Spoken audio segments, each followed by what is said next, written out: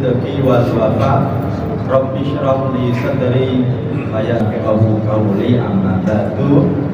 Bapak-bapak jamaah Masjid Al-Ikhlas yang dirahmati Allah Subhanahu wa taala. Bagaimana kabarnya malam hari ini Bapak-bapak? Allah sehat? Alhamdulillah. Puasanya masih full? Masih. Sholat malamnya semoga juga masih full ya Pak ya. Karena kita sudah memasuki babak semifinal, karena sudah tengah-tengah. Makanya salah satu buktinya kalau babak penyisian pesertanya banyak ya Pak ya. Semifinal itu biasanya semakin sedikit, nanti kalau final tambah sedikit ya. Dan insya Allah hari ini judul dari kultum kita yaitu zakat kita untuk siapa. Al-Imam Al-Mawardi dalam kitabnya Al-Ahkam As-Sultaniyah, beliau menyebutkan al-amwal al-muzakkah turbani zohiratun wa batinah. Harta yang kita zakatkan itu dibagi dua. Yang pertama zohir atau tampak, yang kedua batin atau tidak tampak. Yang tampak itu contohnya hasil pertanian, kemudian peternakan, itu tampak. Kalau yang nggak tampak itu contohnya dinar, dirham, uang kita, itu nggak tampak. Dan yang batin ini, orang yang punya itu lebih berhak untuk menghitung sendiri, membayarkan sendiri. Makanya kalau kita hari ini punya uang kok sudah wajib zakat, itu Pak, boleh kita bayarkan lewat amil, boleh kita bayarkan langsung kepada orang yang berhak. Dan orang yang berhak menerima zakat disebut dengan mustahil zakat atau asnaf samaniyah ya Pak ya. Ada 8 golongan orang yang berhak menerima zakat. Dalam surat At-Taubah ayat 60 Allah menyebutkan innamas shadaqatu lil fuqara wal masakin, yaitu fakir, miskin, wal amilina 'alaiha, dan amil, wal mu'allafati qulubuhum, dan mu'allaf, wa fil riqab ya Pak ya, orang yang masih menjadi budak, wal gharimin, dan orang yang terlilit hutang ya Pak ya. Orang Indonesia mengartikan dengan orang yang berhutang. Kalau orang yang berhutang kok berhak menerima zakat, Bapak juga kayaknya berhak ya. Karena kreditnya rumah ya, 12 tahun, 15 tahun.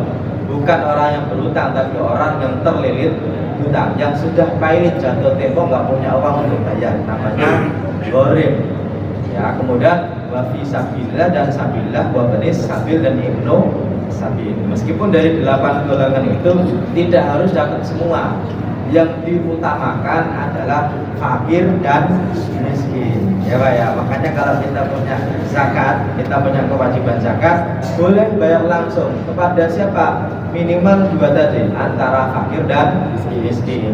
Kalau ditanya bagus lewat amil atau langsung, tergantung.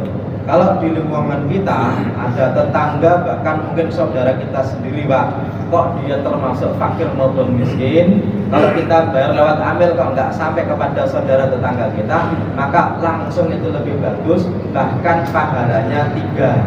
Pahala pertama pahala sedekah, sebagaimana zakat itu sedekah. Kalau dia saudara kita ya Pak ya, itu pahala silaturahim. Kalau dia termasuk tetangga kita, berarti pahala berbuat baik kepada tetangga. Pak Ustadz, emang boleh zakat kepada saudara kita?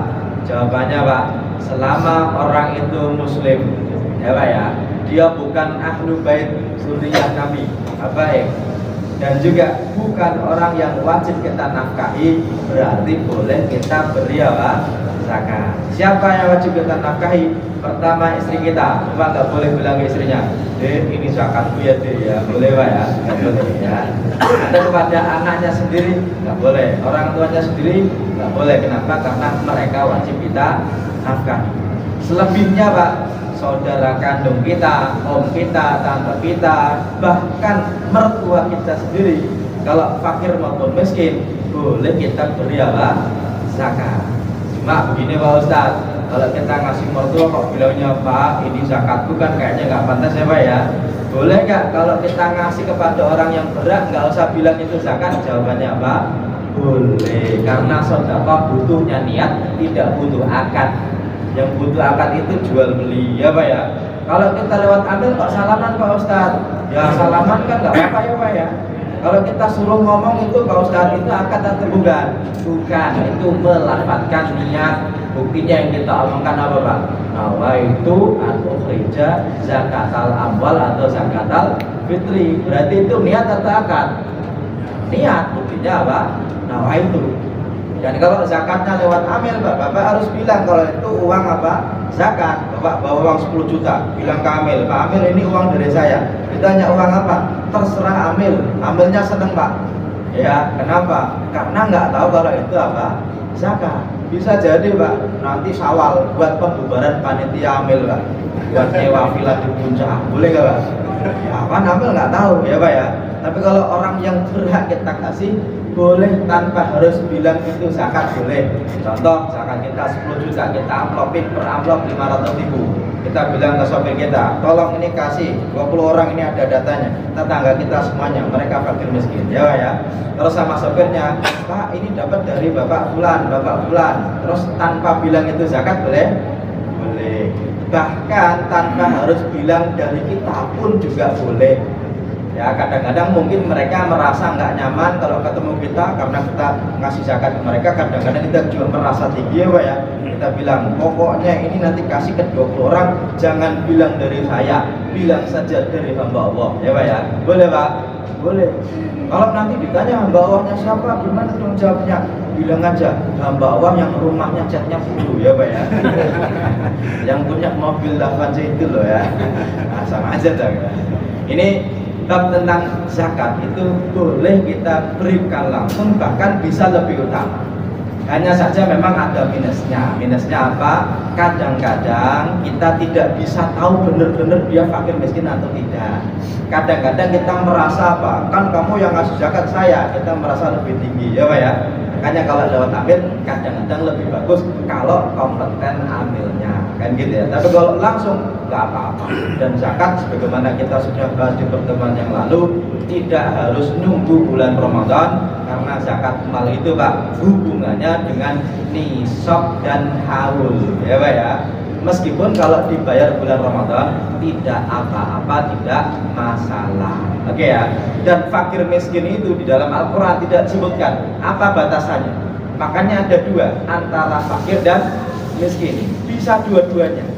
Biasanya ulama bilang fakir lebih parah daripada miskin. Dan bisa jadi beda tempat, beda standar, beda waktu, beda standar. Zaman dulu kalau Bapak waktu masih muda mau nonton TV aja Pak, harus ke rumah siapa?